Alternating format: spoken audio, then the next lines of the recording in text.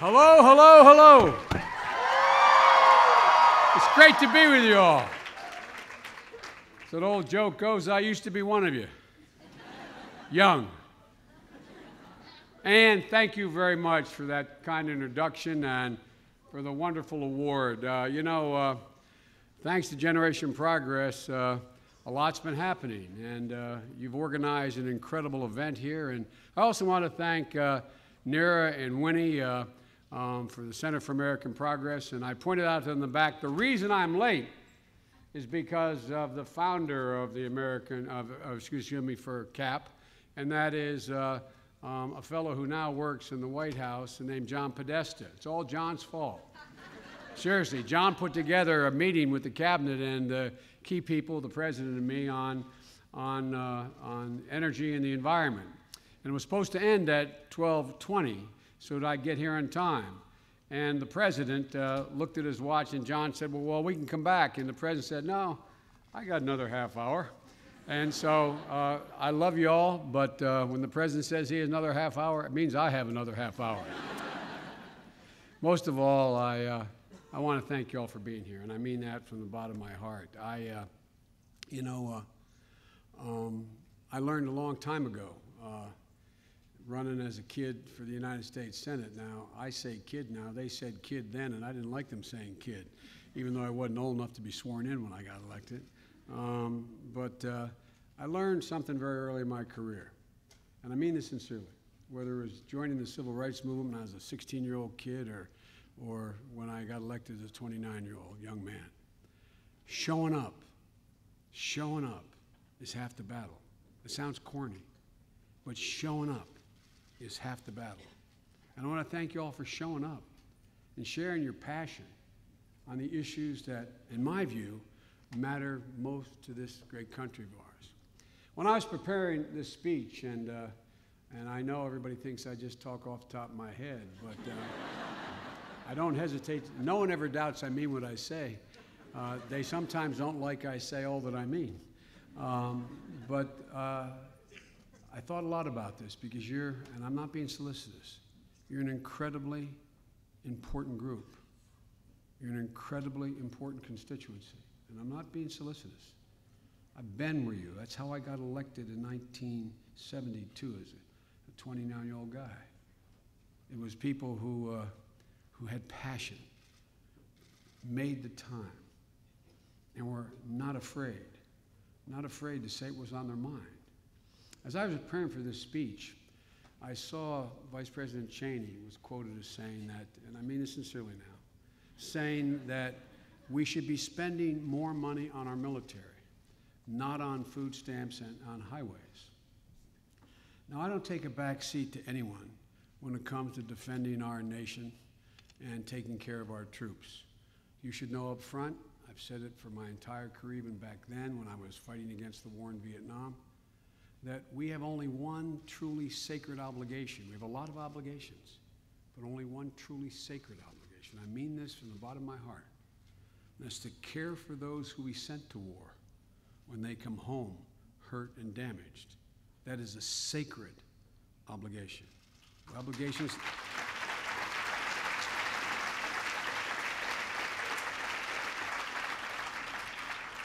So I don't take a back seat to anyone, including Vice President Cheney, on the issue of our military. I know what it's like to have a son stationed in Iraq for a year. I know what it's like to have every morning getting up and wondering, is he okay? And you think of it 2, 5, 10, 15 times a day. I'm proud of my sons. I'm proud of my family. But I believe that if we're going to send American warriors to fight, as we were back then in Iraq, we had to provide them what they needed. That's why back in 2007, against Democrats and Republicans, I fought so hard to build a very expensive vehicle called an MRAP. It had a V-shaped bottom to replace those up-armored Humvees, which were literally killing and mangling so many of our young troops. And it cost a lot of money. The point I'm trying to make here is, when it comes to the safety of our warriors, we have to spend the money. But this idea of it's somehow inherently more important to spend money on the military than on our domestic needs is a policy I reject. I reject out of hand. And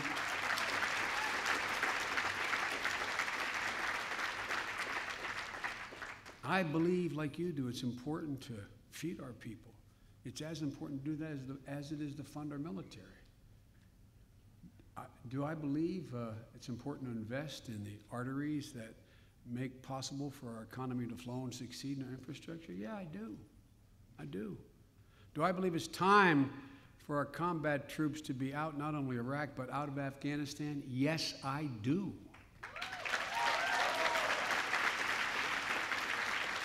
And I've fought very hard, as you know from the criticism, justified or not, I've fought very hard for that to happen. What all this made me think about is to think about the basic question of all the needs we faced.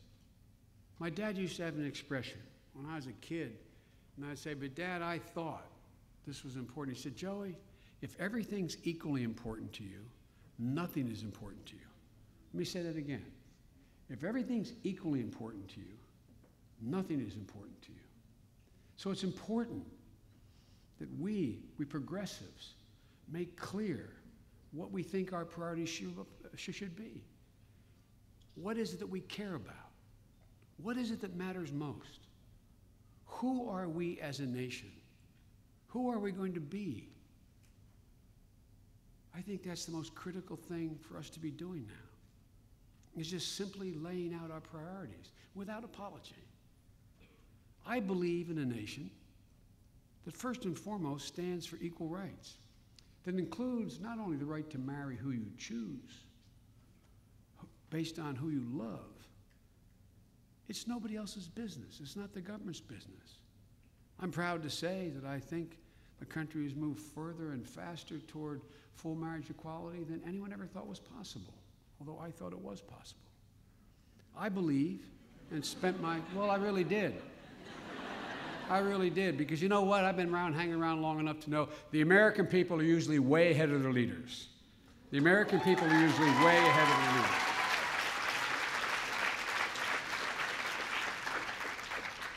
I believe, in terms of priorities, I spent my career ensuring that the primary measure of who we are depends in large part how we define ourselves and how we deal with the epidemic of violence against women and campus sexual assault. It's not just the right thing to do, it's a definition. Who we are as a people. Do we mean what we say? And do we mean what we say about what we value? I'm committed to ensuring that our policy adopts a no-tolerance, our country adopts a no-tolerance policy on violence against women and campus sexual assault. I, like you, because it is not just a single issue, I'm committed to eliminating this savagery because it infects our society. I believe in a nation that understands that the single most precious right an American possesses is unfettered access to the ballot box. All other rights flow from that. It is not a minor issue. Every other right flows from that access. I became engaged as a young man in my teens in a state that used to be segregated by law to ensure that all Americans had that right. From fighting in a very small way as a kid for the Civil Rights Act of 1964 to the Voting Rights Act of 65, and as a senator, chairman of the Judiciary Committee, I fought every time for the reauthorization of that Voting Rights Act and the Civil Rights Act of 60. Vote. I have to tell you, I never ever thought I'd be standing here as a grown man in a battle, still for access to the ballot box in the year 2014. Over 90 initiatives have been introduced in the states to curtail, to make it more difficult for the right of Americans to vote. To me, that fight is a priority. I believe as you do, that climate change is real.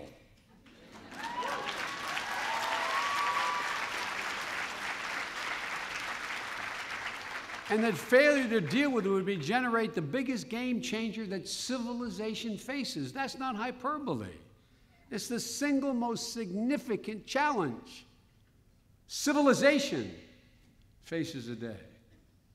And it's our moral obligation, in large part, with you being the moral center of it, to deal with it and to begin to deal with it now, as the President has. That's why the President has taken the historic step of eliminating carbon emissions and is carrying out the boldest climate change plan in history. I believe we're a nation of immigrants. It's a priority, because here's the deal.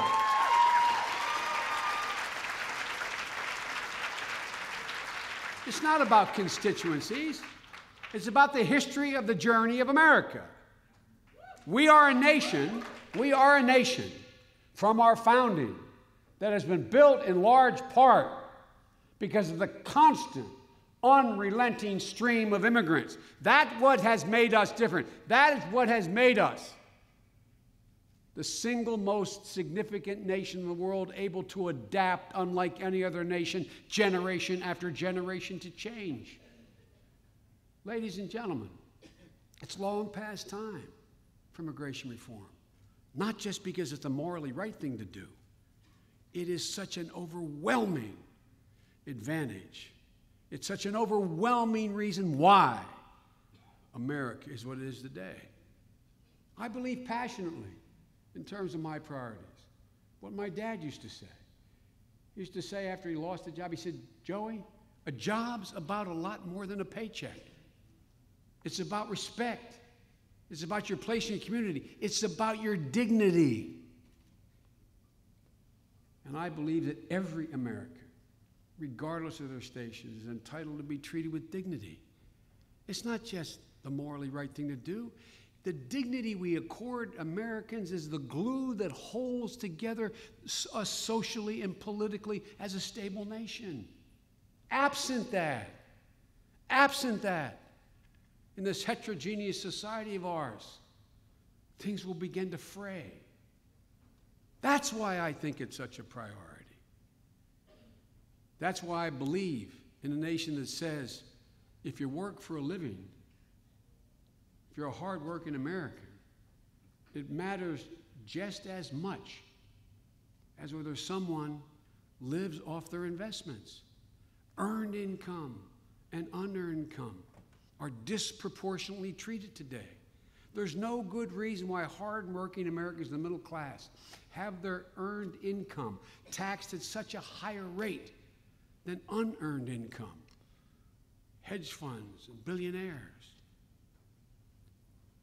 We don't hear enough. We don't hear it enough. Working people are job creators too. Since when did it become in this nation that the job creators were the investment bankers, the bankers, and the shareholders? As I grew up, and through the bulk of my career, there was a consensus that the engineers, the line workers, the salespersons, they are as much job creators as anyone else. You know, there used to be a basic bargain in this country. And this, I know I'm referred to as middle-class Joe, and in this town, that's not an epitaph that's viewed as positive. In this town, it means you're not sophisticated. But I am pretty damn sophisticated about what's happening. About what's happening to the middle class. About what's happening in the middle class. The bargain has been broken. The bargain used to be that if you contribute to the success of an enterprise, if you contributed to the profitability of your company, you got to share in the benefits of your effort. They weren't all reserved, those benefits, for the people at the very top. That was the bargain. A bargain basically established by Franklin Roosevelt and accepted for 6 decades by Democrats and Republicans alike. It's been broken. American workers are the most productive workers in the world. That is not hyperbole, that is a fact. But they share less today in the fruits of that productivity than almost any point in American history. Why? Why do we let that stand? We need to restore this bargain in America, because here is what I really believe. We are one America. We only succeed, and I mean this sincerely, we only succeed when we act as one America. Folks at the top, I don't envy their wealth. Like our friends on the right say, it's wealth envy. It has nothing to do with that. They should be rewarded. But they also have a responsibility, not only to their shareholders, but to their communities, to their country. Folks in the middle, they need to be cut in on the deal, not cut out. And folks at the bottom need to know they've got a chance to climb the ladder of the middle class, to the middle class. Look, the promise of America has always been social mobility. That is the promise. That's the promise upon which it's built. Let me say this as clearly as I can. I make absolutely no apologies for my passion. I make no apologies for how strongly I believe in what I say. I've been at the center of most of the progressive battles for a long, long time. I hate to admit how long. From the civil rights movement to Vietnam, to the right to privacy, to the right to choose, to the incredibly contentious court battles in recent years over health care and guns and campaign financing. I make no apologies. I think most of you know that I have no problem, and I mean this sincerely, not as a humorous line. I make no apologies, and I have no problem for saying exactly what I feel and what I believe. That's why I got into this. But what you may not know is that I think long and hard about what I say, what I believe, and how I say it, because it matters. It matters. Our politics has gotten much too corrosive. It's gotten too personal. It's extremely unattractive. And the American people are sick and tired of it. They're fed up with it. I've seen the corrosiveness of it up close, and so have you. The personal and vile attacks on the president. And I might add, some of the personal attacks on George W. Bush when he was president as well. Personal attacks that are par for the course in our political discourse at every level right now. It's never a problem, as a matter of fact. It's an obligation for us to question the judgment of the opposition when we disagree with it and challenge it constantly. But I think it's inappropriate that we spend so much time questioning not their judgment, but the motivation of the opposition. I'll tell you a story. When I was a kid, when I was 30 years, I think 4 months old, I was sworn in. It is actually relevant, believe it or not. Right after I got elected, my wife and daughter I was down here hiring my staff on December 18th. Still not sworn in, and I got a phone call that a tractor trailer broadsided my wife and 3 children while they were Christmas shopping and killed my wife and daughter instantly. I was uncertain whether my sons were going to live. My oldest son was just about 4 years old. And I decided that it was inappropriate for me to come to the Senate. What anything noble about it. I just didn't think I could be the kind of father I needed to be and be a senator at the same time. And a number of really fine guys and women, friends of mine, became friends. I didn't know them. They were just icons to me. Senator Mike Mansfield, the majority leader, Teddy Kennedy, Tom Eagleton, a guy from South Carolina named Fritz Hollings, and others. They came to me and said, "Look, Joe," because I had told my sister, who managed my campaign, I said, tell them I'm not going to be sworn in. And my brother, who was my finance director at age 25, went to see the governor-elect to find someone to replace me. Because I wanted to make sure, since I was the first progressive elected in a long time in my state of Delaware, which was all red then, not blue, I wanted to make sure that whoever was picked shared my value set, consistent with what the people voted for. And they came to me and they said, just come and stay for 6 months, then you can leave. We need you to help us organize the Senate.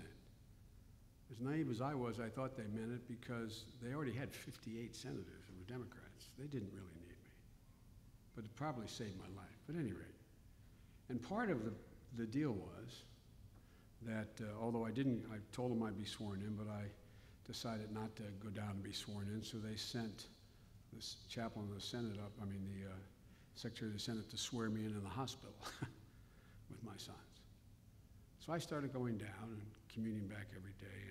But every Tuesday, if my memory serves me, at 3 o'clock, I would go to the Majority Leader's office, a guy named Mike Mansfield, a man had more integrity in his little finger than most men and women I've met have in their whole body. And he would give me an assignment. And I thought every freshman got an assignment. I really mean it. I didn't realize he was really basically taking my pulse, seeing how I was doing. And one day I walked in. This is going to make this speech too long, and I apologize. One day I walked in, and I used to walk in, you get off the elevator and you go in the side doors, the French doors, the swinging doors going into the Senate on the Republican side. And I would walk down to the floor to see when the last vote was going to be, and then walk out the other door into the Majority Leader's office. And a guy named Jesse Helms, who got elected the same year I did, you may know of or heard of Jesse Helms, a very, very, very conservative guy from North Carolina.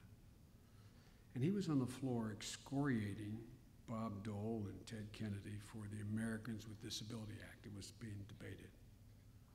So I walked into Senator Mansfield's office and I sat down. I guess I looked agitated. And he said, Joe, what's bothering you? And I told him what was bothering me.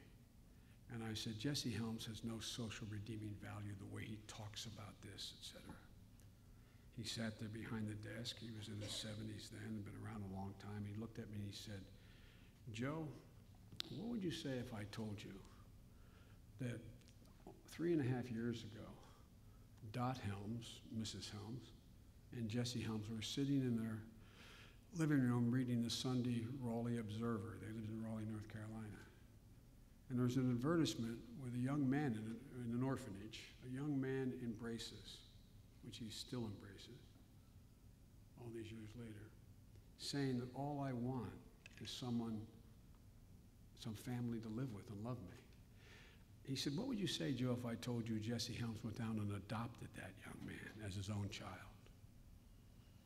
I said, I'd feel foolish. He said, Joe, I've always found that it's always totally appropriate to challenge a man or woman's judgment, but not their motive. Not their motive, because you really don't know. And besides, Joe, it takes you off the subject. It becomes personal. We can debate passionately without being demeaning. We can have fierce debates without questioning one another's motives. We can make sure we are heard but still listen to the other side. The American people demand we become better. And we can. I know. I've been around long enough to know that politics haven't always been this petty and this personable. And, as a result, produce such little progress. We've got to get past this period of pettiness and relentless cynicism. As time goes on, we're becoming more and more diverse as a country, more heterogeneous society. And the temptation to prey on our differences will only grow stronger in seeking political advantage, making the ability to generate consensus more difficult. And how can we govern this great nation as large, as diverse as ours? How can we succeed absent the ability to arrive at consensus Somebody tell me how that's possible. Do we run a great country like this with 50 plus 1 and demand all that we believe government should do with 50 plus 1? It's not possible. Our politics have to be as big and as grand as our people. And today, in the year 2014, America is on the precipice of monumental and consequential changes at home and around the world with such incredible opportunities. I know I'm referred to as the White House optimist. I've been around longer than anybody. The reason I'm optimistic is that I know the history of the journey of this country. We don't need to downsize our dreams and our ambitions. We should be expanding them because the possibilities are immense. Real change only occurs for the better when things are in flux. We're at an inflection point in world history and in American history. Things are changing regardless of what we do. But we have an opportunity. You have an opportunity. I remember my physics professor saying, an inflection point is like driving down the highway in your automobile at 60 miles an hour with both hands on the wheel and turning sharply 10 degrees in one direction. It means you can never get back on the same path. The world is turning regardless of what we do. Regardless of what we do. But we have a chance, now that there's movement, to actually affect change, bend history just a little bit. If you're ever going to be involved in public life or in the affairs of your country, now is the time to do that. Every single generation enters the history of the journey of this nation at a point that was written by others. And then they go on to proceed to write their own chapter. But very few generations enter at the point where the opportunity for change, changing the trajectory of the country and the world, is so real. You know, that's the moment this generation faces, just like my generation faced. Now it's your chance to begin to change the system, to rebuild the bargain. Energy pulsing through your generation is already driving the debate. You are already driving the debate. I like to think I did my part for marriage equality. And by the way, it wasn't a half thought, you know. I said exactly what I believed. Because how could I remain silent any longer on this issue? And I know the president agreed with me as well. But do you think it would have happened no matter what I said without the overwhelming consensus on this issue of your generation? Do you think there's any possibility we would have made the progress we've made? I spent my career, as has been pointed out, trying to protect victims of domestic violence and sexual assault. The Violence Against Women Act is the proudest legislative accomplishment of my life. Now we're focusing, I'm insisting we focus on campus assaults, sexual assaults on campus and in high schools among our young people. But that's where you come in. You're the only ones that can change it. You have the ability, your generation, to make it clear, your generation, that anyone engages in this behavior is a pariah. Is a pariah. The greatest sin, my father would say, that a man or woman can commit is the abuse of power. And the ultimate abuse of power is just because of the physical capacity of an individual man to demean a woman. You know, when I meet with progressive groups in the LGBT community, they give me credit. I say, no, you know, you've liberated more straight guys and women than you have, for real. Think about it. 15 years ago, if a group of business women or men were at a restaurant for lunch, and a waiter with a distinct lisp came up and ordered and asked for their order, and someone said, well, let me tell you what I'd like. Everyone around that table, although they thought it was awful, wouldn't say anything, because the consensus was that's appropriate behavior. Imagine what happened today in any major city in America if some horse's tail said that at a luncheon. No, I mean it. I mean it sincerely. Practical things.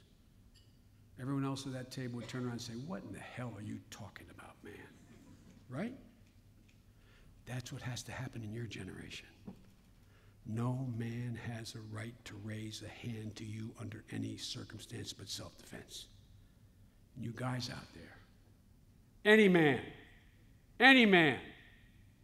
under any circumstance who engages in that behavior should be treated for what he is, exorcised from the community of responsible people until the behavior changes. And only you can do that. Only you can do that. Climate change. We're finally gaining traction. Why? Because of your generation. You've insisted on moving forward, cutting carbon emissions, without the overwhelming consensus of the people in this room. Do you think that would be happening? Income inequality. Your generation will be among the most persuasive and articulate voices generating and arguing for a more fair tax system, insisting on reestablishing the bargain. With your help, or put another way, without your help, without your moral support, how does this happen? Comprehensive immigration reform. It's going to continue to be an aspiration unless you demand more. So I'm here to say today, I need you. We need you. I'm not being polite. I'm not being nice. Aren't you a lot of nice young people out there? You underestimate your power. You underestimate your power.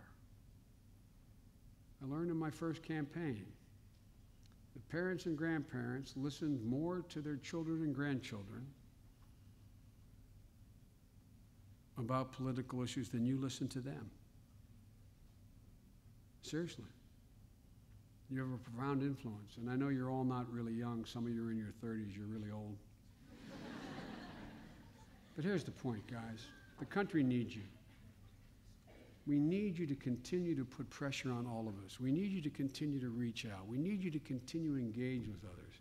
Organize, volunteer. We need some of you to go out and run for public office. And above all, we need you to continue to challenge orthodoxy. Challenge the orthodoxy. Be unrelenting in your challenging the orthodoxy and the assumptions. That's the only way we have grown. That's why we are the most inventive people in the world. Look, folks, this is within our power to change. Everybody says because we tried in 2008 and it didn't happen, it's not possible. Wrong. We've gone through these periods before. We've gone through these periods. NICPAC, the Christian Coalition, I can name a bunch just in my career. But folks, this is totally within our power. Change for the better, is absolutely possible, and I believe it's close to inevitable if you're the drivers of it. Every single generation from our founding has carried the responsibility of moving us forward. It sounds like a graduation speech.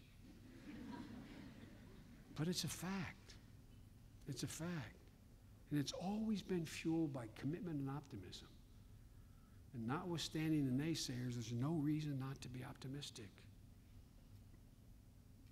Let me end by telling you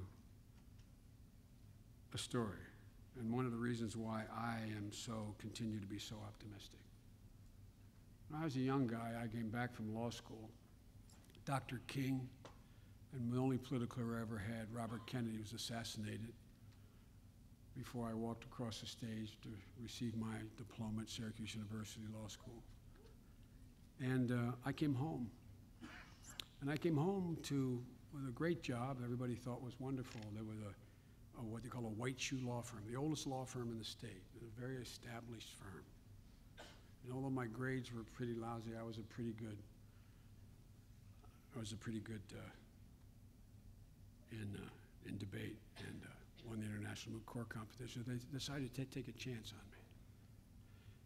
And in Delaware, you only get to take that test to be a lawyer once a year, and you get it in late September. You don't get the answer whether you're a member of the bar until sometime in the end of December, and you get sworn in January. And most of the big firms let you study most of that time for the bar. Well, my city was one of the few cities, Wilmington, Delaware, that was burned to the ground, parts of it. We're the only city since Reconstruction that had the United States military occupying the city for 7 full months. And I was going back and forth to the law library, going back and forth to my office, and seeing guys stationed on corners with drawn bayonets, and state troopers running the city police operation. And I concluded, I can't do this. They're honorable people I worked with. But to the shock and surprise after I got sworn in, I walked across what we call Rodney Square, the town square, after a big case my law firm had in federal court, and walked into the basement of a building and asked the public defender's office whether I could come and work for them. I remember the guy who was hiring then, Frank, looked at me and said, "Are you kidding? You work for Prickett." It was the best decision I ever made. But what happened was, during the next 2 years, I spent an awful lot of time down at the Wilmington train station on the east side of Wilmington, Delaware, and the west side that had been burned. And that's where the National Guard used to bivouac. Fast forward, January the 18th, I was on a bitterly cold day, bright sun, 2009. I was standing on a platform with my son, the Attorney General of the state of Delaware, my other son who heads the World Food Program, USA, and my daughter is a social worker, waiting to be picked up by a young black man taking a train from Philadelphia so he and I could take a 128-mile ride. And as I stood there on that platform, I looked out over the 3rd Street Bridge, and I thought to myself, could I ever have imagined then fighting for civil rights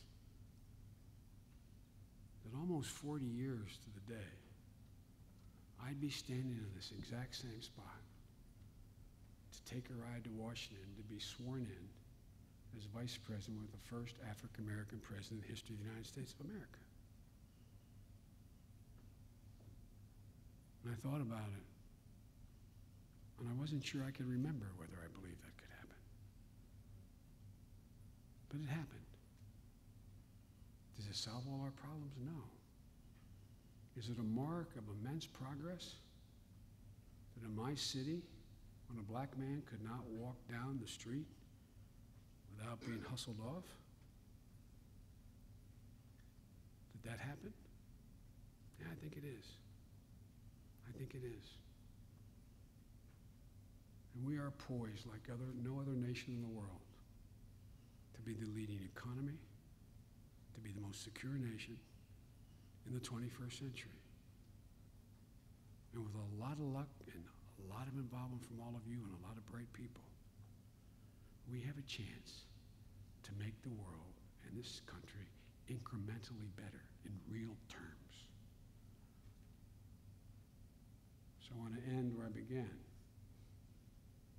by thanking you from the bottom of my heart for your commitment, for your willingness to be engaged, for your embracing and not rejecting the process. But understand, how we conduct our debates matters in terms of whether or not we can ever accomplish consensus. Without consensus, it's hard to realize the vision that has been the one that's been realized every time we've made great progress. And that's when we've been one America. One America. One America. need you. Thank you.